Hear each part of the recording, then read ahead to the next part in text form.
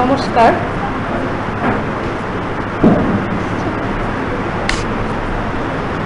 আপনাদের সকলের কাছে আগেও এসেছি, মুখগুলো সব পরিচিত। সবাই ভালো আছেন তো? দেখুন, আজকে কাছ থেকে দূর থেকে যারা সকলে এসেছেন সবাই ঠাকুরমা স্বামীজির ভক্ত। তাদেরই ভালোবাসার টানে কিন্তু সব এক হয়েছি। আমরা সব এক রামকৃষ্ণ পরিবারের অন্তর্ভুক্ত। শ্রী শ্রী মা বলতেন যে ভক্তের কোনো জাত নেই। তো মায়ের সেই সুর ধরেই আমি বলছি, উপস্থিত সকলকে, কোনো ছোট বড়, পুরুষ নারী, সন্ন্যাসী, গৃহস্থ, ধনী নির্ফল কিচ্ছু ভাগ না করে সমানভাবে সকলকে আমার শ্রদ্ধা, প্রণাম, ভালোবাসা, প্রীতি সম্ভাষণ জানাচ্ছি। নমস্কার। তো এখন আমাদের আজকে দ্বিতীয় অধিবেশন। প্রথম অধিবেশনে সুন্দর মহারাজদের বক্তব্য হয়েছে, তারপর খুব মনোমুগ্ধকর গান আমি এসেই শুনতে পেয়েছি। একচিত্তানন্দজির খুব দুর্দান্ত জমে উঠেছে জমাটি গান। তারপর প্রসাদও ছিল সুস্বাদু ইত্যাদির ফলে দ্বিতীয় অধিবেশনে যেটা একেবারে সম্ভাব্য সেটা হলো নিদ্রা দেবীর আগমন। তো আমার বক্তব্য এমন মানুষ একজনকে নিয়ে যার বুকের মধ্যে আগুন ছিল। তিনি স্বামীজির অগ্নিকন্যা, মানুষ কন্যা তো বটেই, তার ফায়ার স্পিরিট ছিল, যার জন্য তাকে আমরা নিবেদিতাকে অগ্নিকন্যা বলি। তো সেই অগ্নিকন্যার কথা শুনতে গেলে ঘুমটুম সব ভাগিয়ে দিতে হবে।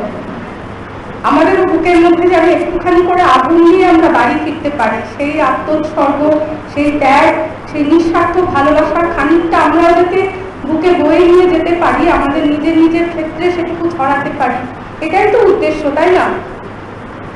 নয়তো তার জন্মের 150 বছর পরে তাকে নিয়ে এত চর্চা, এত আলোচনা, এত সেমিনার, এত প্রবন্ধ লেখা, বই বের করা, সবকিছুর উদ্দেশ্য ওইটুকুই, যাতে আমাদের ঘরে ঘরেও আমরা এরকম নিবেদিতা জাগিয়ে তুলতে পারি।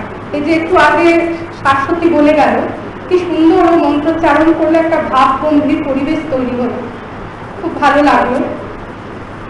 এখন স্বামীজির মানস কন্যা নিবেদিতা। মানস কন্যা বলতে আমরা কি বুঝি? যিনি মন থেকে সৃষ্ট, তাই তো? যেমন আমাদের জন্ম হয় পিতার ঔরসে মাতৃগর্ভে, আমাদের জন্ম হয়, আমরা তাই বাবা মায়ের বায়োলজিক্যাল সন্তান, তারা আমাদের বায়োলজিক্যাল প্যারেন্ট। কিন্তু যখন ধরুন আমরা পুরাণে গল্পে পড়েছি যে দেবদেবীরা মনের সংকল্প থেকে সৃষ্টি করতে পারেন, যেমন শিব দেবী মনসাকে মন থেকে সৃষ্টি করলেন, মনসা জাতা, তিনি হলেন মানস কন্যা। পার্বতী দেবী সৃষ্টি করলেন গণেশকে, সেরকম স্বামীজি কি মন থেকে নিবেদিতাকে সৃষ্টি করলেন? স্বামীজি তো সারা জগৎ জুড়ে ওনার ভক্ত, শিষ্য, শিষ্যা, অনুগামীর কোনো অভাব ছিল না। তাহলে শুধু নিবেদিতার জন্যই কেন ওই মানস কন্যা, ওই যে সম্বোধন, সেটা তারই জন্য সংরক্ষিত হলো কেন? আপনারা জানেন তো, স্বামীজির অতি প্রিয় একজন শিষ্য ছিলেন, তার নাম শরৎচন্দ্র চক্রবর্তী। তিনি স্বামী শিষ্য সংবাদ নামে একটা বই লিখেছেন। তাকে কিন্তু মানুষ পুত্র বলা হয়নি।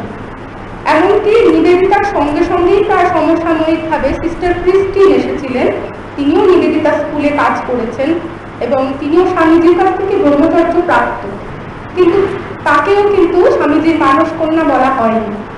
স্বামীজির যে অনুলিপি লেখক গুডউইন, তাকে স্বামীজি ভীষণ ভালোবাসতেন। তার মৃত্যুর পর তিনি বলেছিলেন, আমি ভগবানের সাথে লড়াই করব, কেন আমার গুডউইনকে কেড়ে নিলেন তিনি। সেই গুডউইনও কিন্তু স্বামীজির মানস পুত্র নন, স্বামীজির মানস কন্যা, এই দাবিদার একমাত্র নিবেদিতা। কেন জানেন? স্বামীজির মনটা, সেই মনটাকে যদি আপনি একটা দেহ দেন, সেটা যা হবে সেটা হলেন নিবেদিতা। তিনি স্বামীজিকে এমনভাবে বুঝেছেন, তার মতো করে স্বামীজিকে এত ভালো করে আর কেউ বোঝেননি। তার বোধে স্বামীজি এমনভাবে ধরা দিয়েছেন, যেটা আমাদের কাছে গৌরবের। একটি বই আছে তার লেখা, তার নাম মাস্টার এজ এ স হিম। মাধবানন্দজি সেটি বাংলা অনুবাদ করেছেন। সেই বইটা একটা মাস্টারপিস, গুরু শিষ্য সম্পর্কে একটা নতুন দিগন্ত সেই বই। আমরা ওই বইটা পড়লে জানতে পারি কি সাহিত্যের দিক থেকে, কি ডকুমেন্টস বলুন, কি ইতিহাস বলুন, ওটা একটা অসাধারণ অনবদ্য একটা বই। এবং সেটা পড়েই আমরা জানতে পারি যে এক গুরু তার শিষ্যকে কিভাবে তৈরি করতে পারেন, তার শরীর, মন, তার আজন্মলালিত সংস্কার, তার সমস্ত চিরাপরিচিত ধারণা, সমস্ত কিছু ভেঙে চুরে তাকে একটা নতুন মানুষ করতে পারেন। হ্যাঁ, একজন জগৎ গুরু সেই ক্ষমতা আছে। আর সেই শ্রেণীর আচার্য ছিলেন আমাদের স্বামী বিবেকানন্দ। তার বুকের মধ্যে ছিল মানুষের জন্য অনন্ত প্রেম। তিনি এমনকি একটা কুকুরের জন্য, তার মুক্তির জন্য তিনি বলেছেন, আমি 1000 বার জন্ম নিতে প্রস্তুত। এই হচ্ছেন স্বামী বিবেকানন্দ। আর তার সুযোগকার শিষ্যা হলেন ভগিনী নিবেদিতা, যার পূর্ব নাম ছিল মার্গারেট এলিজাবেথ নোবেল। তিনি স্বামীজির পায়ে নিজেকে সম্পূর্ণ, নিজের সমস্ত সত্তাকে নিবেদন করেছিলেন এবং যখন ভারতে আসার জন্য কাজ করতে তিনি আগ্রহ প্রকাশ করলেন, তখন স্বামীজিকে বললেন যে, স্বামীজি, আপনি আমাকে ভারতের কথা বলুন, আরো বলুন, আমি আরো ভালো করে জানতে চাই। তখন স্বামীজি হঠাৎ করে উঠে দাঁড়ালেন, দাঁড়িয়ে বললেন, look at me, I am convinced India. Yes, Nivedita সেদিনই বুঝেছিলেন যে তার গুরুদেবের ভেতর দেশপ্রেম কানায় কানায় ভর্তি এবং তিনি সেই গুরুকে ভালোবেসে ভারতবর্ষে এসেছিলেন, সম্পূর্ণ ভারতীয়ই হয়ে গিয়েছিলেন। তিনি বলতেন, our country, our people, our women, our men. তার মুখে ওই আওয়ার ওমেন কথা শুনে এত মিষ্টি লাগতো। রবীন্দ্রনাথ পরে বলেছেন যে তার মুখে যখন শুনি আওয়ার পিপল, আওয়ার ওমেন, তখন এতই মিষ্টি লাগে, ওই আমাদের মুখে তো তেমন মিষ্টি লাগে না।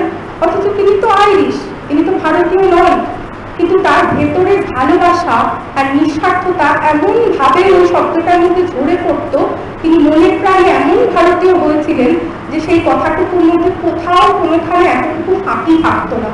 তিনি নিজেকে দিতে এসেছিলেন, সম্পূর্ণভাবে দিতে, বিনিময়ে কিচ্ছু চাননি। নিজেকে এই ভারত মাতার যোগ্য বেদিতে তিলে তিলে আহুতি দিয়েছিলেন। তার সেই ত্যাগ ব্যর্থ হওয়ার নয়, নিঃস্বার্থ কোনো কাজই ব্যর্থ হয় না। নিঃশেষে প্রাণ যে করিবে তান, ক্ষয় নাই তার ক্ষয় নাই, বলে না গীতাতে? শ্রী ভগবান বলেছেন এই কথা, না একই কথা, কোনতেও প্রতি জানিহি নমে ভক্ত প্রণশ্বতী। স্বামী বিবেকানন্দের জন্য তিনি প্রাণ দিয়েছেন, তিনি ভারতের জন্য নিজেকে সম্পূর্ণ ত্যাগ করেছেন। যেখানে কোনো মিডিয়া, কোনো প্রচার, কোনো নাম যশের আকাঙ্ক্ষা কিচ্ছু ছিল না, সেই নিঃস্বার্থ বলিদান কি কখনো ব্যর্থ হতে পারে? তাই দেখুন, তার 150 বছর, জন্মের 150 বছর পরেও তাকে নিয়ে কি তুমুল মাতামাতি চলছে, কত রকম কর্মযোগ্য, কত কিছু চলছে। তো এই হলেন স্বামীজি মানুষ কন্যা নিবেদিতা। তো নিবেদিতা হওয়ার নেপথ্যে আরো একটু ছোট্ট কাহিনী আছে। আপনারা হয়তো অনেকেই জানেন যে আয়ারল্যান্ডের ছোট্ট একটা শহর ডানগানন, সেখানে নিবেদিতার জন্মসূত্রে তার নাম হয়েছিল মার্গারেট এলিজাবেথ নোবেল। এটা তো আপনারা সকলেই জানেন। তার বাবা ছিলেন একজন ধর্মপ্রাণ এবং আদর্শবাদী যুবক স্যামুয়েল রিচমন্ড, তার স্ত্রী মেরি হ্যামিল্টন। তাদেরই প্রথম সন্তান নিবেদিতা। তো যেটা হয় স্বাভাবিকভাবে, একজন মা যখন সন্তানের জন্ম দেবেন, মায়ের মনে একটা অজানা আশঙ্কা হয় যে কি জানি ঠিকঠাক মতো প্রসব হবে কিনা। দেখুন, আজকের এই বিজ্ঞান প্রযুক্তির যে আধুনিক যুগে 21 শতাব্দীতে আমরা পৌঁছেছি, তবুও কি আমরা কেউ নিঃসন্দেহে 100% নিঃসংশয় হয়ে বলতে পারি একটা সন্তানের জন্ম দেওয়ার সময় যে মা সুস্থ থাকবেন, সন্তান সুস্থ থাকবেন? সবটাই কিন্তু চিকিৎসকের হাতে থাকে না, কিছুটা আমরা দৈবের উপর নির্ভর করি। তো সেই রকম ভাবে মেরির প্রাণেও একটা আশঙ্কা থেকে উনি ঠাকুরের কাছে, মানে ওনাদের চার্চে ভগবান যিশুর কাছে উনি বলেছিলেন, হে প্রভু, এই সন্তান যদি আমার ঠিকঠাক প্রসব হয়, আমি তাকে তোমার কাছে সমর্পণ করব। কালে যেটা হয় সংসারের ঘাত প্রতিঘাতে ওনার সেই কথা তো আর মনে ছিল না। উনি দোলা দিতেন। নিবেদিতা জন্মের পরে একটু দুর্বল, রোগাশোগা হয়েছিলেন। তার ডাগর, নীল দুটি চোখ। খুকু বলছিল যে খুকুকে আমি যখন দোলনায় দোলা দিতাম, তখন মনে মনে বলতাম, প্রভু, আমি কি কুকুকে ঠিক ঠিক নিবেদন করতে পেরেছি? কিন্তু অনেক পরে উনি স্মৃতিচারণ করছেন মিস ম্যাকলাউডের কাছে। এই মিস ম্যাকলাউড আরেকজন আশ্চর্য মহিলা, সারা জীবন বিয়ে করেননি। 40 বছরের কাছাকাছি যখন, তখন তার সাথে স্বামীজির দেখা হয়। তিনি সেই দিন থেকে তার বয়স গণনা শুরু করেন। ফলে যখন তার 80 বছর বয়স, তিনি বলছেন আমার বয়স 40। কারণ এতদিন আমার জন্মই হয়নি, আমার নবজন্ম হয়েছে। তিনি স্বামীজিকে গুরু বলতেন না, বলতেন ফ্রেন্ড, আমি ওনার বান্ধবী। দারুণ স্পিরিটেড ছিলেন এবং সারা জীবন রামকৃষ্ণ ভাবধারার প্রচার করেছেন, মঠ মিশনকে নানাভাবে সাহায্য করেছেন। নিবেদিতা ইলিস ম্যাকলাউডকে বড্ড ভালোবাসতেন, বিশ্বাস করতেন, তার সঙ্গে প্রচুর কথা শেয়ার করতেন এবং ওনার লেখা অনেক চিঠি আছে ম্যাকলাউডকে লেখা, যেখান থেকে আমরা অনেক অজানা তথ্য জানতে পারি। ওনাকে নিবেদিতার মা বলছেন, জানো ইউন, আমি এরকম ছোটবেলাতেই কুকুরকে কিন্তু প্রভুর কাছে নিবেদন করেছিলাম, তখন কি জানতাম যে সত্যি সত্যি সে নিবেদিতা হবে, তিনি সত্যি সত্যি নিবেদিতা হবেন। তো তিনি ভারতে এলেন। প্রধান স্বামীজি তাকে যে কারণে ভারতে চেয়েছিলেন, প্রধান উদ্দেশ্য ছিল স্ত্রী শিক্ষার প্রসার। নিবেদিতা ভারতবর্ষে মেয়েদের শিক্ষার জন্য একটা স্কুল করবেন, এটা স্বামীজির প্রথম উদ্দেশ্য ছিল। কেন স্ত্রী শিক্ষার? কেন? নিবেদিতা অত্যন্ত মনস্বিনী, প্রতিভাবান, তার মধ্যে যোদ্ধী সত্তা ছিল, তিনি স্বাধীন চেতা এবং তার বহু গুণে ভূষিতা তিনি। তাকে দিয়ে তিনি স্বাধীনতা সংগ্রামের কাজে ভাবতে পারতেন, সাহিত্য রচনা, বই রচনা, মিশনের ভাব প্রচার, অন্য অনেক কাজে ভাবতে পারতেন। উনি স্ত্রী শিক্ষার কথাই কেন নিবেদিতা সম্পর্কে ভেবেছিলেন, তারও একটা ছোট্ট নেপথ্য আছে। এই আমাদের যে স্বামী বিবেকানন্দ, তিনিও তো এক অগ্নিময় পুরুষ। তার গুরু রামকৃষ্ণ পরমহংস, তিনি প্রিয় শিষ্য নরেনের মধ্যে নিজে প্রবিষ্ট হয়েছিলেন। আপনারা মনে করে দেখুন, সেই সময়টা কাশীপুরে ঠাকুর ভীষণ অসুস্থ, রোগশয্যায় সাহিত্য, আর কদিন আছেন এই পৃথিবীতে তার ঠিক নেই। শুয়ে আছেন একদিন, মুখের সামনে নরেন বসে আছে, তার প্রিয় শিষ্য। তিনি নরেনের মুখের দিকে তাকিয়ে আছেন, অপলকে তাকিয়ে আছে। নরেন অনুভব করছে তার শরীরে তীর তীর করে একটা বিদ্যুতের মতো কি যেন ঢুকে যাচ্ছে। অনেকক্ষণ বাদে তিনি ধীরে ধীরে চেতনা হারালেন। যখন চেতনা ফিরল, তখন দেখলেন ঠাকুরের দু চোখ জলে ভেসে যাচ্ছে, কিন্তু মুখে তার অনাবিল হাসি। বললেন, ওরে, তোকে সব দিয়ে আজ আমি ফতুর হলাম। কি দিলেন তিনি নরেনকে? তিনি নিজেকেই দিলেন। তিনি বুঝেছিলেন, আমার এই শরীর নিয়ে আমি আর তো বেশি দিন নেই, আমার পক্ষে সারা পৃথিবীতে এই বাণী প্রচার করা সম্ভব হবে না, কিন্তু আমার এই সুন্দর যে সুস্থ সবল ঘোড়া, এই ঘোড়ার গাড়ি চড়ে ঠাকুর যেমন ভক্তের বাড়িতে বাড়িতে যেতে, আমি এই নরেনের কাঁধে চড়ে সারা পৃথিবীতে আমি ঘুরবো। আমি মানুষকে ভালোবাসবো, মানুষকে অমৃতের কথা শোনাবো যে তোমার ক্ষয় নেই, নাশ নেই, মৃত্যু নেই, তোমার পাপ নেই, তুমি অমৃতের সন্তান, তুমি অভি। এই বাণী আমি নরেনের মধ্যে দিয়ে প্রচার করবো। তাই তিনি নরেনের মধ্যে অনুপ্রবিষ্ট হয়েছিলেন আক্ষরিক অর্থে, তার সবটুকু নিয়ে। সেই সবটুকু কি? তার সাধনা, সারা জীবনের সাধনা এবং তার নারী জাতির প্রতি অসীম শ্রদ্ধা। তিনি প্রত্যেকটি নারীকে জগন্মাতার একটি রূপ বলে দেখতেন, সত্যি সত্যি দেখতেন, এটা কোনো কল্পনা নয়। তিনি বলতেন, শ্রী মাকে কথা নিজে বলেছেন, মন্দিরে যে মা আছেন আর যে মা আমাকে এই শরীরের জন্ম দিয়েছেন আর তুমি, এই তিনজনকে আমি এক বলে দেখি এবং তোমাকে আনন্দময়ী রূপ বলে সদা সর্বদা সত্য সত্য প্রত্যক্ষ করি। সেই যে নারী জাতির প্রতি তার অসীম শ্রদ্ধা, যার জন্য তার দেবী মাতৃকার উদ্বোধন, মায়ের আরাধনা এবং ভিক্ষা মা ধনী কামারনির কাছ থেকে ভিক্ষা নেওয়া, ভৈরবী ব্রাহ্মণীকে নিজের গুরু নির্বাচন করা, এই সমস্ত তিনি নারী জাতির উদ্বোধনের জন্য এসেছিলেন, মাতৃশক্তির জাগরণের জন্য তিনি এসেছিলেন। সেই নারী জাতির প্রতি শ্রদ্ধা, ভালোবাসা এবং সম্মান, সেটা তিনি নরেনের মধ্যে ঢুকিয়ে দিয়েছিলেন। আর কি দিয়েছিলেন? তার স্বামীজি বলছেন না প্রার্থনা সঙ্গীতে, আ চণ্ডালা প্রতিহত রয়ে যাচ্ছে প্রেম প্রবাহ, সেই আ চণ্ডালে প্রসারিত তার সেই অনন্ত বিশ্বপ্লাবী প্রেম, সেই ভালোবাসা, মানুষের প্রতি এত ভালোবাসা। স্বামীজি অধীর হয়েছিলেন সেই ভালোবাসায়। রাতের পর রাত উনি বিছানায় শুতে পারতেন না, মানুষ কষ্টে আছে মাটিতে শুতেন আর কাঁদতেন, বলতেন মানুষ অনাহারে আছে, এই গঙ্গার জল যেদিন ভাতে ফ্যান করে করে সাদা হয়ে যাবে, সব মানুষ পেট ভরে খেতে পাবে, আমি সেদিন ঠান্ডা হব। এই প্রেম, মানুষের প্রতি এই ভালোবাসা। তো নারীর প্রতি এই ভালোবাসা নরেনের মধ্যে ঠাকুরের মাধ্যমে এসেছিল এবং তিনি সারা ভারত যখন ঘুরলেন পরিব্রাজক হয়ে, সমস্ত ভারতে ঘুরে তিনি নারীদের অবস্থাটা দেখলেন যে কি অসীম দুর্দশাগ্রস্ত তারা, অশিক্ষার অন্ধকারে ডুবে আছে, কুসংস্কারাচ্ছন্ন, আর পুরুষের মুখাপেক্ষী প্রত্যেক ক্ষেত্রে যেন সন্তান উৎপাদনের একটা মেশিন হয়ে আছে। তার স্বাধীন কোনো মত নেই, ইচ্ছা নেই, তার মনের প্রসার নেই। অথচ এই মেয়েরাই তো মা, তাদের হাতেই তো আগামী যে নাগরিক, আমাদের যে আজকের শিশু, সে যে ভবিষ্যৎ নাগরিক, তার শিক্ষা, প্রাথমিক শিক্ষা তো মায়েরাই দেবেন। স্বামীজি নিজে তার দিদিমার কাছ থেকে, মায়ের কাছ থেকে, মা ভুবনেশ্বরী দেবীর কাছ থেকে রামায়ণ, মহাভারত, পুরাণের এত গল্প শুনেছেন, তার যে একটা স্ট্রং বেস তৈরি হয়েছে, মরালিটি, যে নীতিবোধ, সত্যের প্রতি ভালোবাসা, এগুলো তিনি মা দিদিমার কাছ থেকেই পেয়েছেন। তো তারা আমাদের প্রথম শিক্ষয়িত্রী, তাদেরকে যদি শিক্ষিত না করি তাহলে তো মেয়েদের জাগরণের কোনো সম্ভাবনাই নেই। এটা তিনি ফিল করেছিলেন ভারতে প্রান্তে প্রান্তে ঘুরে। আর এর উল্টোটাই উনি কি দেখলেন পাশ্চাত্যে গিয়ে। পাশ্চাত্যে গিয়ে উনি হিন্দু ধর্মের বিজয় ঘোষণা তো করলেন, কিন্তু সেই সঙ্গে উনি দেখলেন পাশ্চাত্যের মেয়েরা কেমন স্বাধীন। তিনি বলছেন তারা সব রূপে লক্ষ্মী, গুণে সরস্বতী, তারা ছেলেটির মতন আমার হাত ধরে রাস্তা পার করায়, আমার জিনিসপত্র কিনে দেয়, আমার সবকিছু গোছগাছ করে রাখে, আমাকে কিরকম সুন্দর করে রক্ষা করে তোমরা জানো না। তারা কি সুন্দর স্বাধীন, তারা পুরুষের সাথে সব বিষয় তার মিলিয়ে চলেছে। আমাদের দেশের মেয়েরা কবে এরকম হবে? বারবার চিঠিতে গুরু ভাইকে লিখছেন যে দেখো, আগে মায়ের মেয়েরা, তারপরে কিন্তু বাপ আর বাপের ছেলেরা।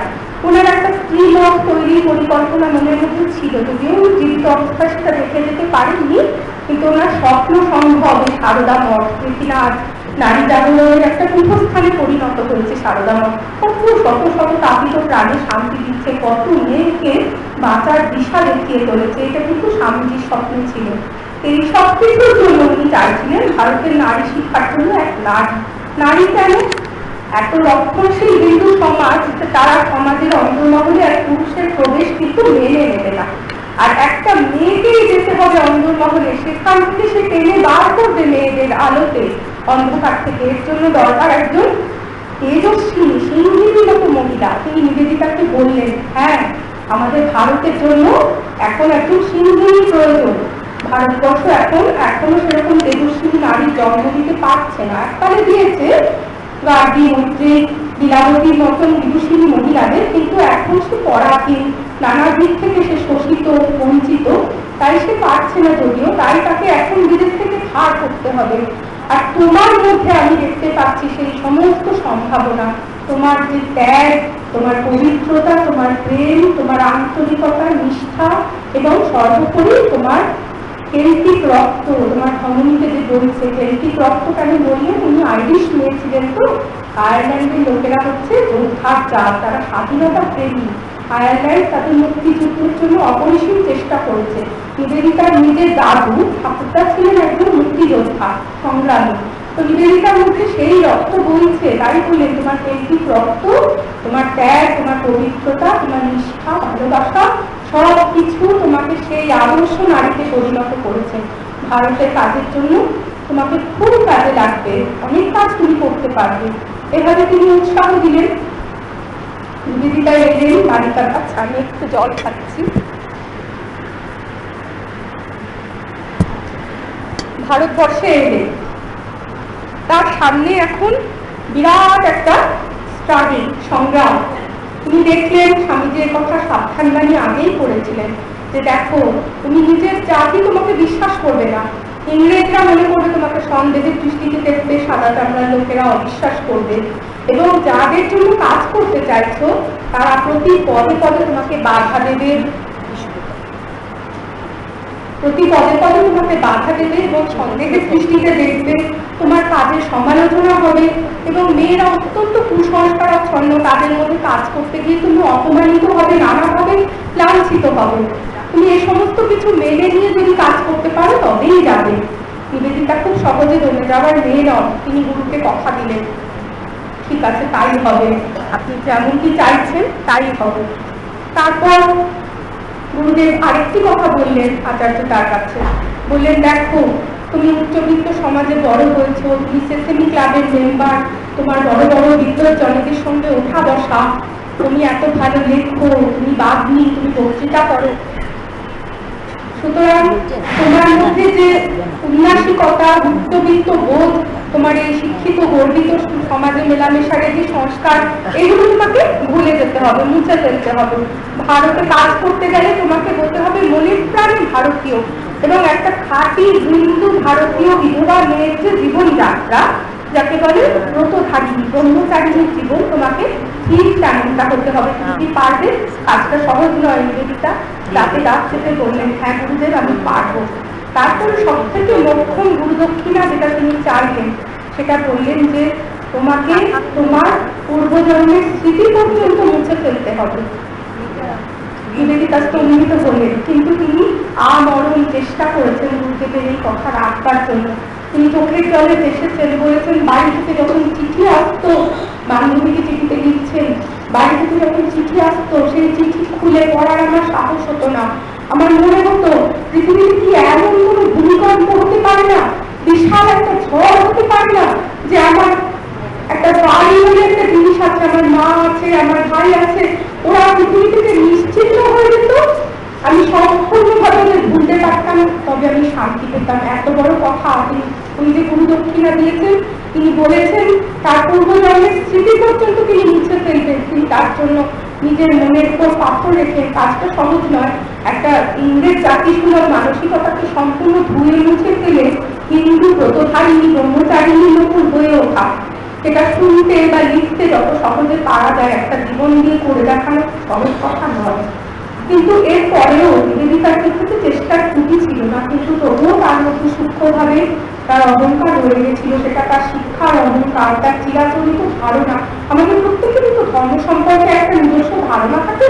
আমরা হিন্দু, দেখুন আমাদের যদি পশ্চিম দিকে মুখ করতে বলা হয় বসে জপ করতে, আমরা পারবো না। আমরা বলবো আমাদের তো উত্তর দিক শুদ্ধ, পূর্ব দিক শুদ্ধ, আমরা পশ্চিম দিকে মুসলমানরা বসে, আমরা কেন বসবো? এরকম ছোট খাটো কত জিনিস আমাদের থাকে, ছাটাকে এইভাবে রাখতে নেই।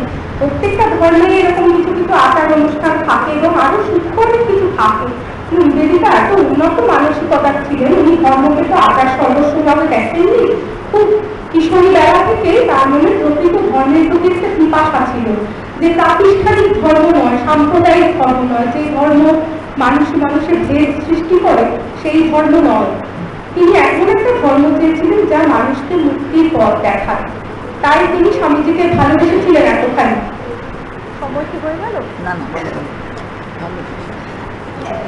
তার সেই বোধ থেকে তিনি স্বামীজিকে ভালোবেসেছিলেন। স্বামীজির মধ্যে বিরচিত উপাদানে যে রচিত, তার মধ্যে যে স্বদেশ প্রেম, তার ধর্মের মধ্যে যে নতুন আশার বাণী, এগুলো তাকে স্পর্শ করেছিল। তখনও তিনি সমগ্র বিবেকানন্দকে চেনেননি, যে বিবেকানন্দ রূপ যে খর্ব। তিনি পরে বলছেন যে গুরু শিষ্য সম্পর্ককে ব্যাখ্যা করতে গিয়ে, যে গুরু হচ্ছেন ভারতীয় গুরু, শিষ্যের কাছ থেকে কি চান, সম্পূর্ণ বলিদান, সেই ধারণাটা তার মধ্যে ছিলই না। তিনি আলমোড়াতে যখন স্বামীজির সঙ্গে গেলেন, তখন তার পরীক্ষার অন্তিম পর্ব, বিবেকানন্দ তাকে শেষ পরীক্ষা নিচ্ছেন শিষ্যার, চরম ঔদাসীন্য তার প্রতি দেখাতে শুরু করলেন। কেন? এর আগে 25শে অক্টোবর 1999 স্বামীজি তাকে দীক্ষা দিয়েছেন, আনুষ্ঠানিক ব্রহ্মচর্য দিয়েছেন। সংক্ষিপ্ত অনুষ্ঠানের পর তাকে ব্রহ্মচর্য দিয়ে বুদ্ধের চরণে ফুল দিতে বললেন যাও ওই মহামানবের চরণে ফুল দাও, আমার বড় প্রিয় উনি। কারণ কি জানো? উনি মানুষের কল্যাণের জন্য বারংবার দেহ ধারণ করেছেন, ওনার চরণে তুমি ফুল দাও। বহুজন গীতায়, বহুজন সুখায় উনি নিজেকে তিলে তিলে দগ্ধ করেছেন। তারপর উনি অনুষ্ঠানের শেষে বিকেলবেলায় নিবেদিতাকে আনন্দের সঙ্গে জিজ্ঞেস করলেন, এখন বড় ব্যক্তি মার্গ, তুমি কোন জাতের? নিবেদিতা খুব আনন্দের সঙ্গে গর্বিত ভাবে বলেন, কেন? আমি ইংরেজ। তখন উনি খেয়াল করেননি স্বামীজি ব্যথিত হয়েছিলেন, ভাবলেন কি শিক্ষার শিক্ষা তো এখনো সম্পূর্ণ হয়নি। তারপরে তিনি তাকে সঙ্গে করে নিয়ে গিয়েছিলেন উত্তর ভারতে তীর্থ দর্শন করাতে। এই তীর্থ দর্শনে নিবেদিতার অনেক লাভ হচ্ছে, উনি অনেক কিছু শিখেছেন। সেই সময় হঠাৎ করে আলমোড়াতে স্বামীজি তার প্রতি চরম ঔদাসীন্য দেখাতে শুরু করেন। এটা খুব বিখ্যাত ঘটনা, অনেক বইতে আছে এবং অনেকে বলে, আপনারা বিভিন্ন জায়গায় নিশ্চয়ই আলোচনায় শুনেছেন, যে কি করে তিনি মার্গারেট থেকে সম্পূর্ণভাবে নিবেদিতা হলেন, তার অহংকার চূর্ণ হলেন। স্বামীজির জীবনেও এই অধ্যায় গেছে, ঠাকুরও তার অহংকার চূর্ণ করেই ছেড়েছেন, তাকে কাজী মানিয়েছেন। সেই ঠাকুরের আরেক সাধনা ছিল নরের, ব্রাহ্ম সমাজের নরের যে দেবদেবী মানে না, তাকে কাজী মানানো, শক্তি মানানো। সেই রকম ভাবে নিবেদিতার অহংকার চূর্ণ করে ইংরেজ জাতিসুলভ যে উন্নাসিকতা, তাকে ভেঙে দিয়ে তাকে সম্পূর্ণ ইন্ডিয়ানাইজ করা, সেটা স্বামীজি তার জন্য লড়াই করেছেন। তখন উনি ওরকম ঔদাসীন্য দেখাতে নিবেদিতা ভেঙে পড়ছিলেন। তখন উনি বলেছেন যে গুরু হচ্ছেন এমন একটা ডিভাইন ব্লেড, যে ব্লেডটা একদিকে যেমন লুমিনাস মানে জ্যোতির্ময়, আর একদিকে তেমনি রুটলেস, নিষ্ঠুর, নির্মম। সেই রুটলেস ব্লেড তাকে প্রতি মুহূর্তে কত বিক্ষত করে দিয়েছে। তার প্রত্যেকটা কথা, প্রত্যেকটা যুক্তিকে স্বামীজি চূড়ান্তভাবে ভেঙে তছনছ করে দিয়েছেন। তার মূল্যবোধের উপর আঘাত লেগেছে। না কি তিনি যতবার কর্ম করতে গেছেন ততবার স্বামীজি সেটাকে চুরমার করে দিয়েছেন, অন্য যুক্তি দিয়েছেন। নিবেদিতা মেনে নিতে পারছেন না, কষ্ট হচ্ছে। তিনি বলছেন পাঠশালা থেকে যেমন পড়ুয়া পালাতে চায়, আমার অবস্থাটা ঠিক সেই রকম। সেই সময় সম্পাদনগুলো স্বামী ওনাকে ধ্যান শেখালেন, কি করে মনটাকে শান্ত করতে হয় ধ্যানের মাধ্যমে, সেদিকে উনি সাহায্য করেছিলেন। অবশেষে একদিন একলাও স্বামীজিকে বললেন যে আপনি বড্ড কঠোর হচ্ছেন, কারবারের কিন্তু ভেঙে পড়ছে, আপনার এই অবস্থাটা পরিবর্তন হওয়া দরকার। তখন স্বামীজিও বুঝলেন যে হ্যাঁ, অবস্থাটার পরিবর্তন দরকার। উনি বললেন শোনো, আমি কিছুদিন নির্জনে সাধন করতে যাবো এবং ফিরে আসবো যখন শান্তি নিয়ে আসবো। উনি চলে গেলেন জঙ্গলে। সকলে উদ্বিগ্ন হয়ে রইল, 3টে দিন কেউ খোঁজ পেল না ওনার। 3 দিন পরে একদিন সন্ধ্যের মুখে উনি ফিরে এলেন। সেদিন আকাশে দ্বিতীয়ার চাঁদ উঠেছে। তার চোখে মুখে একটা উজ্জ্বল আভা, যেন এক রকেটের মুখ। দেখেই মনে হলো উনি অন্তরে একটা সত্য লাভ করেছেন। নিবেদিতাকে বলতে হলো না, উনি কন্টিনিউসলি হাঁটু গেড়ে তার পায়ের কাছে বসে পড়লেন, নতজান বললেন। সেই মুহূর্তে স্বামীজি 2 হাত তার শিষ্যার মাথায় রেখে প্রাণ ভরে আশীর্বাদ করলেন। তিনি বলেছিলেন, দেখো আমি যদি তোমাকে সৃষ্টি করে থাকি তাহলে তুমি ধ্বংস হয়, আর যদি মহামায়া তোমাকে সৃষ্টি করে থাকে তাহলে তুমি যাও, তুমি কাজ করো, তোমাকে দিয়ে অনন্ত কাজ হোক। মহামায়া তোমার বাহুতে, তোমার হৃদয়ে উদ্ভূত হন অনন্ত শক্তি নিয়ে, আর যদি সম্ভব হয় তার সঙ্গে তুমি অসীম শান্তিও লাভ করো। আমার গুরু শ্রীরামকৃষ্ণ যেভাবে আমাকে জীবনের পথ দেখিয়েছেন, ঠিক ততখানি তার থেকে বেশি করে তিনি তোমাকেও পথ দেখাবেন। নিবেদিতা কালিকা বিদ্যালয় এরপর ফিরে আসা হলো। আলমোড়াতে নিবেদিতা সম্পূর্ণ হলেন, তার নিবেদন সম্পূর্ণ হলো গুরুর চরণে। সেই দিন তার গভীর ধ্যান হলো এবং তিনি অন্তরে অনুভব করলেন যে একদা শ্রীরামকৃষ্ণ তার প্রিয় শিষ্য সম্পর্কে বলেছিলেন যে নরেনের মধ্যে একদিন স্পর্শমাত্রে শক্তি সঞ্চার করার শক্তি আসবে, ক্ষমতা আসবে। সেটা প্রমাণ নিবেদিতা পেলেন যে হ্যাঁ, তার আচার্য সেই বিশেষ ক্ষমতার অধিকারী করেছেন, কারণ তিনিও অন্তরে একটা সত্য অনুভব করলেন এবং সেইখানে অন্তরে গিয়ে তিনি গুরু শিষ্যা একটা চরম ভূমিতে একত্র প্রাপ্ত হলেন, যেখানে সমস্ত দ্বন্দ্ব, বাইরের যত অমিল ছিল, যত অসুরগুলো ছিল সব মুছতে গেল। সেখানে একটা মিলনে, একটা ঐক্যের সুর তিনি অন্তরে গভীরে উপলব্ধি করলেন। তারপর ফিরে এলেন 1899 কালী পুজোর দিন, কালী পুজোর দিন 13ই নভেম্বর শনিবার। সেদিন নিবেদিতা বিদ্যালয়, যে বালিকা বিদ্যালয়ের সূচনা হলো 16 নম্বর বোসপাড়া লেনের একটা ছোট্ট বাড়িতে। শ্রী শ্রী মা স্বয়ং উপস্থিত, স্বামী বিবেকানন্দ এবং অন্যান্য গুরু ভাইদের উপস্থিতিতে বিদ্যালয়ের সূচনা হলো। মা প্রদীপ জেলে আশীর্বাদ করলেন, আশীর্বাদ করে বললেন এই স্কুলের উপর জগন্নাথার আশীর্বাদ বর্ষিত হোক, আর আমি প্রার্থনা করি এখান থেকে শিক্ষাপ্রাপ্ত প্রতিটি মেয়ে যেন আদর্শ মেয়ে হয়ে ওঠে, আদর্শ নারী হয়। নিবেদিতা বললেন যে এই মুহূর্তে থেকে বড় আশীর্বাদ আমি আর কল্পনা করতে পারি না। এইবার শুরু হলো তার সংগ্রাম। সংগ্রাম মানে আক্ষরিক অর্থে বাড়ি বাড়ি গিয়ে ভিক্ষা করে করে উনি মেয়ে আনতেন, তার বিদ্যালয়ের জন্য ছাত্রী জোগাড় করতেন। এত সুন্দর। উনি আগে থেকে 2-3টে স্কুলে কাজ করেছেন ইংল্যান্ডে থাকতে, এবং একটি স্কুল উনি চালাচ্ছিলেন, তার প্রতিষ্ঠা করেছিলেন। তিনি কিন্ডারগার্টেন শিক্ষা পদ্ধতি নিয়ে পরীক্ষা নিরীক্ষা করছিলেন, যে বাচ্চাদের মধ্যে কতগুলো তথ্য ভরে দেওয়াটাই শিক্ষা দেওয়া নয়, তাদের খেলার ছলে পড়াতে হবে, তাদের ভেতর থেকে তাদের প্রতিভা এবং ব্যক্তিত্বের বিকাশ করতে হবে। সেই জন্য তিনি তার স্কুলে ইতিহাস, ভূগোল, বাংলা, ইংরাজি, অঙ্ক এই সমস্ত শেখানোর সঙ্গে সঙ্গে সেলাই করাই শেখাতেন, আলপনা দেওয়া, মাটি দিয়ে নানা রকম মূর্তি তৈরি করা, কাগজ কেটে নানা নকশা তৈরি করা, এগুলো স্বামীজিরও তাকে দেওয়া প্ল্যান, মানে পরিকল্পনা ছিল। তিনি বলেছিলেন দেখো মাজন, স্কুলের জন্য যখন সাহায্য চাইবে, বিদেশে যাবে, তাদের কখনো মিথ্যে কথা বলো না যে তুমি তাদের এবিসিডি শেখানোর জন্য টাকা তুলছো, বরং বলো তুমি তাদের রামপ্রসাদ, কালী, বুদ্ধ, চৈতন্য যত পারো শিখিয়ে দাও, এইগুলো ছাত্রীদের বেশি করে দাও, আর চেষ্টা করলে একটু উদারতা দেখিও, শৃঙ্খলা একটা রেখো, কিন্তু একটু উদার ভাবে প্রশ্রয় দিও। তিনি স্বামীজির কথা অক্ষরে অক্ষরে রেখেছিলেন। তার সঙ্গে তিনি প্রাচীন খ্রিস্টীয় সংস্কৃতির সাথে নবীন ভাবধারা চর্চা করুক মেয়েরা, সেটা চাইতেন। তিনি বলতেন সমস্ত বিদ্যায় আমাদের মেয়েরা পারঙ্গম হবে, কিন্তু তারা প্রাচীন পুণ্যশীলতাকেও নষ্ট হতে দেবে না, এটা উনি চাইতেন। তার স্কুল শুরু হতো শ্রীরামকৃষ্ণ স্তোত্র আবৃত্তির মধ্যে দিয়ে, এবং আবৃত্তি করে দেওয়ার পর সমস্যায় বলতেন বন্দে মাতরম, মানে তখন যে দেশ পরাধীন, দেশের প্রতি ভালোবাসার বোধটা মেয়েদের মনে জাগিয়ে দেওয়ার জন্য তিনি তাদেরকে বন্দে মাতরমও বলে দিতেন। তা সেই স্কুলের তেঁতুল বিচি দিয়ে তিনি যোগ বিয়োগ শেখাতেন, অন্যান্য ফলের বিচি দিয়ে জোর বিজোর সংখ্যা দিয়ে, যাতে মেয়েরা খেলার ফলে শিখতে পারে। মেয়েরা একই ক্লাসে ঢুকে উনি দেখলেন, জিজ্ঞেস করলেন কি করছো, একটা মেয়ে বললো লাইন টানছি। নিবেদিতা খুব পূর্ণ হলেন, কেন লাইন, কেন লাইনের কি বাংলা নেই? তখন একজন বললো সিস্টার রেখা টানছি। নিবেদিতা খুব খুশি হলেন। একবার জগদীশ চন্দ্রের স্ত্রী অবলা বসু, তিনি নিবেদিতার বান্ধবী ছিলেন, তিনি স্কুল দেখতে এসেছেন। তো প্রফুল্ল কুমারী নামে একজন ছাত্রী ছিলেন, বাল বিধবা, তাকে নিবেদিতা বড় ভালোবাসতেন। একাদশীর দিন তার শুকনো মুখ দেখলে উনি দেখা পেতেন, তার জন্য ফল, মিষ্টি, দুধ বা ঘোলের শরবত রাখা থাকতো, পাশে বসিয়ে নিজের ছোঁয়া বাঁচিয়ে যত্ন করে খাওয়াতেন। তার এতটুকু মনে কষ্ট হতো না যে আমি বিদেশে নিয়ে আমার ছোঁয়া ফেলে ওরা যাবে। তিনি যেন এটাকে স্বাভাবিকভাবে মেনে নিয়েছিলেন যে এটা এরকমই হবে, ওদের আমার ছোঁয়া বাঁচিয়ে ওদের সেই মর্যাদাটা আমার রাখতে হবে, সেভাবে উনি খাওয়াতেন। তো সেই প্রফুল্ল কুমারী সেদিন অঙ্কের কাঁচা ছিল, পারতো না, উনি একটা জ্যামিতির অঙ্ক বোর্ডে দিলেন, একের পর এক মেয়েদের ডাকলেন, কেউ পারছে না। আশ্চর্যভাবে প্রফুল্ল কুমারী সেদিন পেরে গেছেন, আর কি আনন্দ, হাতে তালি দিয়ে ছোট বাচ্চার মতো বলছেন আমার মেয়ে পেরেছে, আমার মেয়ে পেরেছে, এরকম খুশি, আমার মেয়ে পেরেছে, খুব খুশি ওনার। আর গিরিবালা বলে একজন ছাত্রী ছিলেন, উনি বলছেন যে উনি মামার বাড়িতে থাকতেন, উনিও বাল বিধবা ছিলেন।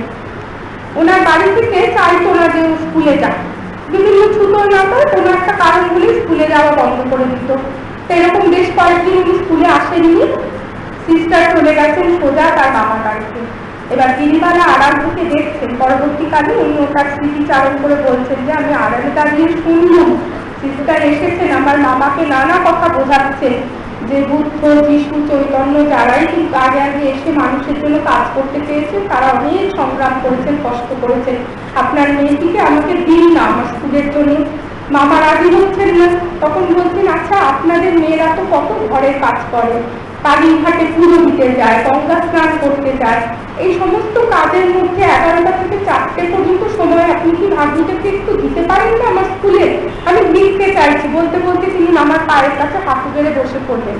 আপনারা জাস্ট ভাবুন জিনিসটা, মানে আমরা কল্পনা করতে কষ্ট হয়। উনি কিন্তু ইংল্যান্ডে থাকলে একটা বিলাসবহুল জীবন কাটাতে পারতেন, উনি একটা স্কুলের মানে প্রবীণ ছাত্রী, একটা বিশাল বড় স্কুল চালাচ্ছেন এবং ওনার কোনো অভাব ছিল না। উনি অসম্ভব সিসেমি ক্লাবের মেম্বার এবং দেশের বড় বড় ব্যক্তিরা ওনার বন্ধু। সেই মানুষ গুরুকে ভালোবেসে, তার দেশকে ভালোবেসে কাজ করতে এসেছেন, একটি বিধবা মেয়েকে ছাত্রী হিসেবে পাওয়ার জন্য তার মামার পায়ের কাছে হাঁটু গেড়ে বসছেন। একজন মেম সাহেব, সেই দেশটা পরাধীন, তারা বীরের জাত, এতটুকু সম্মানই লাগেনি। এমন নয় যে আজকের দিনে ইংলিশ মিডিয়াম স্কুল একটা ছাত্রী মানে অনেক টাকা মারবে, 1 পয়সা কোনো এখানে বালাই নেই, শুধু নিঃস্বার্থ মেয়েটাকে পড়াশোনা শেখাতেই চাইছেন। তখন তার মামার খুব লজ্জা হলো, উনি বললেন মেম সাহেবকে উঠিয়ে বললেন আপনি উঠুন, এই নিন আপনার ছাত্রী। আমাকে তখন সিস্টারের হাতে দিলেন। এরকম মেয়েদের উনি ভীষণ ভালোবাসতেন। সেই প্রফুল্ল কুমারী একদিন একাদশীর দিন ওনার খাওয়াতে মনে নেই, তো নানা কাজে থাকতেন। উনি জগদীশ চন্দ্র বসুর বাড়িতে বিকেলবেলা চলে গেছেন, কোনো মিটিং আছে বিজ্ঞান বিষয়ে। সন্ধ্যেবেলা 6টা সাড়ে 6টার সময় ওনার মনে পড়েছে যে প্রফুল্লকে খাওয়ানো হয়নি, আজকে একাদশী। সেই মুহূর্তে লাফিয়ে উঠেছেন, ওই মিটিং ছেড়ে ঘোড়া গাড়ি করে বাড়ি গেছেন, স্কুলে ফিরেছেন। ফিরে সঙ্গে সঙ্গে দারোয়ান ডাকিয়ে গাড়ি পাঠিয়ে প্রফুল্লকে নিয়ে এসো। প্রফুল্লকে বাড়ি থেকে আনানো হলো। প্রফুল্ল বলছেন যে সেই স্মৃতি কোনোদিন ভুলবো না, আমার হৃদয় ভুলে আছে, সারা জীবন মনে রাখবো। উনি এসে দাঁড়ানো মাত্র সিস্টার 2 হাতে তাকে বুকে জড়িয়ে ধরলেন, আর কান্না, অঝরে কান্না। কাছে কাছে বলছেন ও মেয়ে, আমার মেয়ে, মাই চাইল্ড, বলছেন তোমাকে আমি খেয়েছি, আমি তোমাকে খাওয়ালাম না, যে আমি কেমন মা, তাহলে মেয়েকে না খাইয়ে মা কি কোনোদিন খেতে পারে, কিন্তু আমি খেয়ে গেছি। এরকম তার ভালোবাসা ছিল মেয়েদের উপর।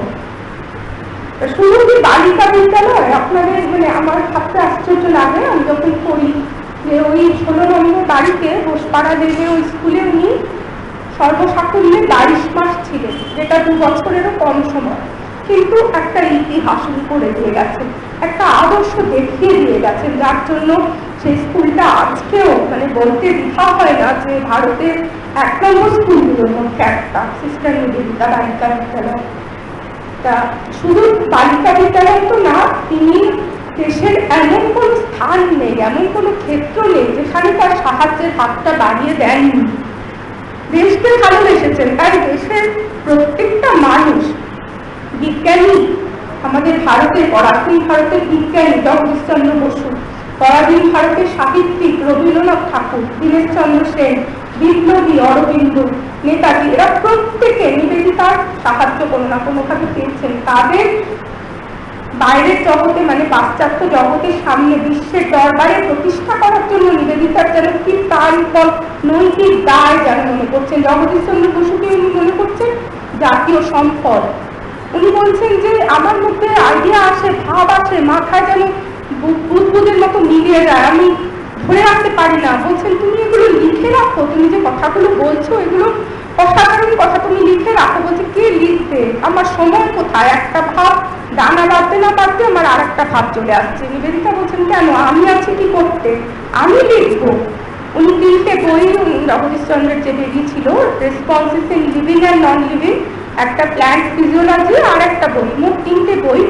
ওই 3টে বই নিবেদিতার বললে বোধহয় ভুল বলা হবে না। যদি ভাব আইডিয়া যদি বিজ্ঞানী হয়, তার শরীর ভাষা দান করেছেন সেটাকে নিবেদিতা, ভাষা দিয়ে একটা শরীর দিয়েছেন, তাকে রূপ দেখা সম্পাদনা থেকে শুরু করে তার প্রিন্টিং, তার পাবলিশিং, এভরিথিং নিবেদিতা। কিন্তু ওই 3খানা বইয়ের কোথাও কোনোভাবে নিবেদিতার একটাও নাম নেই। জানি না এই নীরবতার কারণ কি, হয়তো নিবেদিতাই বারণ করেছেন তার নাম দিতে কোনো একটা কারণে, কিন্তু জগদীশচন্দ্র নিবেদিতাকে খুবই ভালোবাসতেন, তাদের আত্মীয়তার সম্পর্ক ছিল, তাদের বাড়িতে সবসময় যেতেন এবং মৃত্যুর আগে পর্যন্ত ওনাদের মধ্যে পারিবারিক সম্পর্ক ছিল। দার্জিলিংয়ে তার বাড়িতেই নিবেদিতার জীবনের দিক নিভে যায়। জগদীশচন্দ্রের বোন লাবণ্য প্রভা, তার স্ত্রী অবলা বসু, তাদের সঙ্গে নিবেদিতার খুব বন্ধুত্বের সম্পর্ক ছিল শেষ দিন পর্যন্ত। কিন্তু জগদীশচন্দ্র তার ঋণ স্বীকার করবেন না এটাও বিশ্বাস হয় না, যেহেতু আমি পরে অনেক তথ্য পেয়েছি। বসু বিজ্ঞান মন্দিরে যে হাতে যে নারীর যে ফ্রেস্কো রয়েছে দেওয়ালে, সেটা নিবেদিতারই আদলে করা, সেখানেও নাম নেই। ওপরে যে পতাকাতে বজ্র সেলাই করা, সেটা জগদীশচন্দ্রের জন্মদিনে নিবেদিতা নিজে হাতে সেলাই করে এনেছিলেন, তো বজ্র ওনার কোনো সিম্বল ছিল, সেটা বসু বিজ্ঞান মন্দিরের ওপরে রয়েছে। যেখানে নিবেদিতার মূর্তিটা রয়েছে তার নিচে যে মাটি শুনেছি, সেই মাটির তলায় একটা বাক্স আছে, তাতে নাকি নিবেদিতার অস্থিভস্য আছে। সেখানে একটি শিউলি গাছ আছে, ওইখানে সাদা কার্পেটের মতো শিউলি ফুল ছড়িয়ে পড়ে। ওই শিউলি ফুল ওরা অজন্তায় বেড়াতে গিয়েছিলেন একসঙ্গে জগদীশ বসু পরিবারের সঙ্গে। নিবেদিতা বাচ্চা মেয়ের মতো শিউলির বীজ কুড়িয়ে এনেছিলেন। সেই বীজ নিবেদিতা স্কুলে উঠে চারা বার করে ওই চারা ওখানে লাগানো হয়েছে। মানে ওতপ্রোতভাবে অন্তরের ভেতরে যেরকম থাকে জগদীশচন্দ্র সেইভাবে নিবেদিতাকে মান্যতা দিয়েছেন, কিন্তু বইয়ে তার নাম নেই। এটা জানি না কি কারণে, দুটো মানুষই আজকে নেই, তাই তাদের জিজ্ঞাসা করা যাবে না যে রহস্য কেন। রবীন্দ্রনাথ ঠাকুরের লেখা পড়ে নিবেদিতার মুগ্ধ, যদিও কোনো কোনো কারণে মতাদর্শের ভিন্নতা ছিল। রবীন্দ্রনাথের মত মানে তারা রামকৃষ্ণ যে অবতার পুজো বিশ্বাসী ছিলেন না, উনি তো ব্রাহ্ম ধর্মের মানুষ ছিলেন, কিন্তু তাদের মধ্যে ব্যক্তিগত একটা বন্ধুতা ছিল। নিবেদিতা রবীন্দ্রনাথের লেখার মুগ্ধ গুণপ্রাণী ছিলেন এবং তার লেখা পড়ে এতদূর মুগ্ধ হয়েছিলেন যে বলেছিলেন তোমার এই লেখাগুলো লোকদের জানা উচিত, সারা পৃথিবীতে জানানো উচিত, তুমি কেন করছো না, কে করবে। নিবেদিতা সেই কাবুলিওয়ালা, ছুটি, দেনা পাওনা না, দান প্রতিদান, 3টে গল্প উনি অনুবাদ করে দিয়েছিলেন। পরে মডার্ন রিভিউ পত্রিকার সম্পাদক রামানন্দ বন্দ্যোপাধ্যায় ধারাবাহিকভাবে সেগুলো যখন ছাপতে শুরু করেন, তখন খুঁজে পাওয়া গেল না। নিবেদিতা তার আগেই চলে গেছেন, শুধু কাবুলিওয়ালা পাওয়া গেল, ছুটি পাওয়া গেল না, আর দান প্রতিদানও পাওয়া গেল না, এবং তাতে কোনো নামও দেওয়া নেই। নিবেদিতার নাম কিন্তু আড়ালেই থেকে গেল। কিন্তু আমরা চিঠিপত্রের মাধ্যমে জানতে পেরেছি, যেদিন উনি কাবুলিওয়ালা অনুবাদ শেষ করছেন, চিঠি দিচ্ছেন বান্ধবীকে যে আমার দক্ষিণ হস্ত খুব ভালো কাজ করেছে। তার থেকে বোঝা যাচ্ছে যে উনি বলছেন যে আমি রবীন্দ্রনাথের এই গল্পটা করলাম, সেগুলো ওনার চিঠি তো রাখা রয়েছে, সে থেকে আমরা প্রমাণ পাই যে ওটা তার পড়া। তো এইভাবে দীনেশচন্দ্র সেন এসেছেন, তার বঙ্গভাষা ও সাহিত্য বইটা বেরিয়েছে, তার ইংরাজি সংস্করণ হবে, সিস্টারের কাছে এসেছেন যে একটু দেখে দেবেন পাণ্ডুলিপিটা। সিস্টার রাজি হলেন। আর তার রাজি হওয়া, আমরা তো নিজের কাজ আর পরের কাজ বলে ভেদ করি যে ঠিক আছে আমার নিজের কাজটা আগে সারবো তারপর ওটা দেখবো। নিবেদিতার কাছে এই বস্তুটা অজানা, তিনি তার কাছে আত্মপর বলে কোনো ভেদ নেই, তিনি যে কাজে হাত দেন মানে নিজের সর্বস্ব ভুলে ঝাঁপিয়ে পড়েন। তিনি ঝাঁপিয়ে পড়লেন, দিন রাত্রি খেটে ওই বইটার পিছনে পড়ে রইলেন, প্রত্যেকটা লাইন পড়ে জায়গা জায়গায় সংশোধন করছেন, পাল্টাতে বলছেন যেখানে ওনার পছন্দ হচ্ছে না। না দীনেশ বাবু, আপনি কিছুতেই এটা লিখতে পারেন না, এটা মেয়েদের অপমান করা হচ্ছে। দীনেশ বাবু বলছেন কি মুশকিল, সিস্টারের যখন একটা জিনিসের জেদ ধরছেন বাচ্চাদের মতো, তাকে সেখান থেকে সরানো যাচ্ছে না। বলছে এরকমই হয় না, আমি এটা মানবো না, আপনি যদি এই জায়গাটা না পাল্টান তাহলে আমি আর একটু করবো না। তখন দীনেশবাবু তার চাপে করে একটুখানি বদলাচ্ছেন। তিনি পরে লিখছেন যে আমরা গীতার নিষ্কাম কর্মযোগের কথা পড়েছি, কিন্তু নিবেদিতাকে না দেখলে জিনিসটা কি নিষ্কাম কর্মযোগ আমাদের কাছে একটা তত্ত্ব, একটা থিওরি হয়ে থাকতো, আমরা বুঝতাম না জিনিসটা কি। নিষ্কাম কর্মযোগী আমরা কাকে দেখেছি, আমাদের বিপ্লবী অরবিন্দ, তিনি নিবেদিতার সঙ্গে তার খুব ভালো একটা সম্পর্ক ছিল এবং তিনি নিজে বলেছেন তার মতন বিপ্লবী মানে মনে প্রাণে যে বিপ্লবকে ভালোবাসেন এরকম আমি দেখিনি। তিনি যখন পন্ডিচেরিতে চলে গেলেন তার কর্মযোগী পত্রিকাটা সম্পাদনা দীর্ঘদিন নিবেদিতা করেছেন।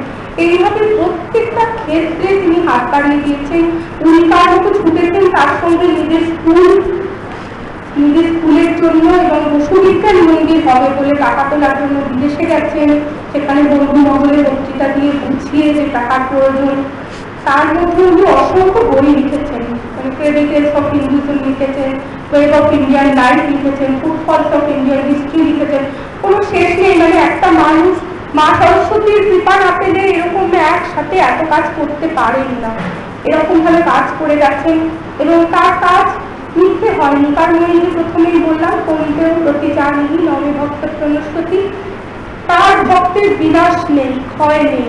আমরা অবশ্যই নিবেদিতাকে মনে রাখবো। তিনি মাতৃরূপে, তিনি বন্ধুরূপে, সেবিকা রূপে, শিক্ষয়িত্রী রূপে, সব রূপে, বিপ্লবী রূপে তিনি আমাদের কিভাবে আমাদের সমস্ত দেশকে, দেশের মানুষকে পুষ্ট করে গেছেন, আক্ষরিক অর্থে আমাদের আর্থিক, মানসিক, সামাজিক সমস্ত পুষ্টি দিয়ে গেছেন। তো আমি আমাদের এই নিঃস্বার্থ সেবা প্রতি জীবন ব্যর্থ হবে না।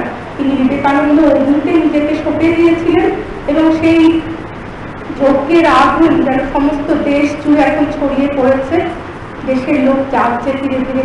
আমি আমার গলাটুকু শেষ করবো, আমি নিজে নিবেদিতার উপর কয়েক লাইন লিখেছি, শুধু ছন্দ মিলিয়ে, এটাকে কবিতা বলা যাবে না, তবুও আপনাদের একটু বলবো, দেখি মনে করতে পারি কিনা।